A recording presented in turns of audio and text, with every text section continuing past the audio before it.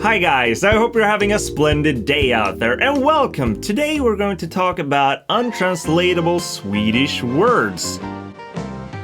Vad fan sitter du och säger?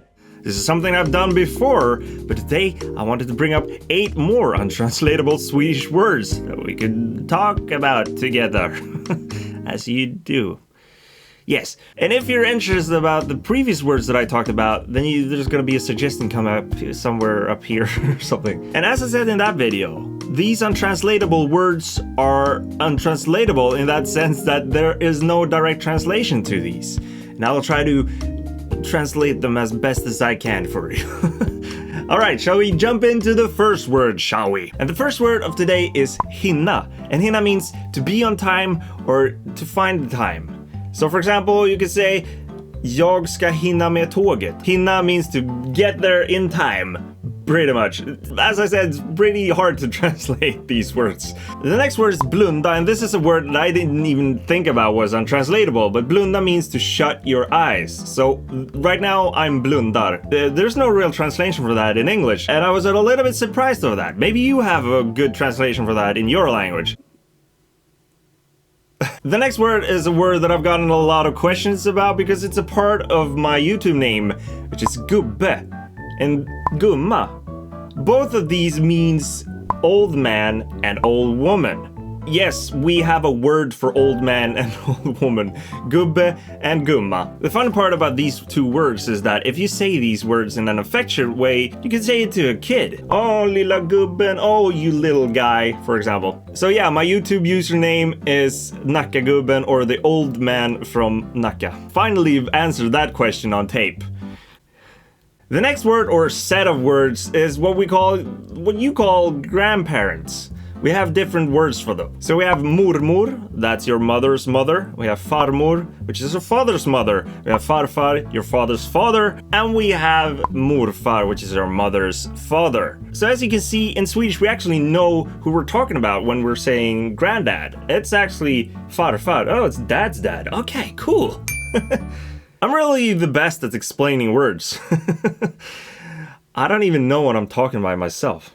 Anyway, moving on to the next word. The next word is a little bit of a funny word. It is badkruka.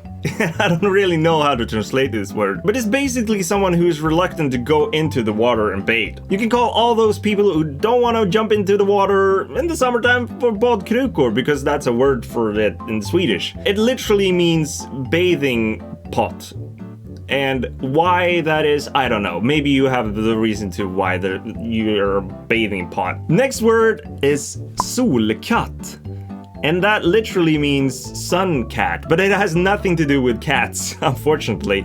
But it means when you're reflecting the light from something onto the wall. Let's see if I can make a Sucat, or kind of there somewhere. Not really, it's not very bright outside. The sun's reflection onto a mirror or something that reflects the sun onto the wall is actually called solkatt. Yes, there's a word for that in Swedish. Next word is linslus, and that is literally translated into lens louse. I wonder what that could be. And linslus is a person who always wants their face in photographs. Kind of like a photo bomber, but not really. You're not bombing photos. It's just like, I'm always there. I'm always inside the camera. Hello, I'm a linslus. Is that a good translation for the word? And hopefully you understand what it means. We're moving on to the final word of today. Don't cry. But the final word of the day is dygn. And this is also a word I didn't exist in English. You could say it means day, but the word dygn actually means day and night. So there's a word for the whole day, including the day and night, which is dygn. And there's actually the word dygna in Swedish, which indicates the action of staying up all day and all night, 24 hours. Then you dygna. So that's 2 words you got from me there. Squeezing out the final droplets of the cookie. What? I'm confusing myself. Anyway, guys, I really hope that you learned something here today about untranslatable Swedish words and their meanings. I hope that I translated them in a way that you understood what I was talking about. I felt that it was a little bit tricky sometimes to translate untranslatable words. It's kind of in the word there. If for some reason you find that there is a translation for one of these words, or if there's a translation in your language, feel free to post them down below in the comment section, and we'll have a jolly good time spend looking at each other. Yes, I think I will end the video now because it's just going abroad. It's not going abroad, but you know, overhand.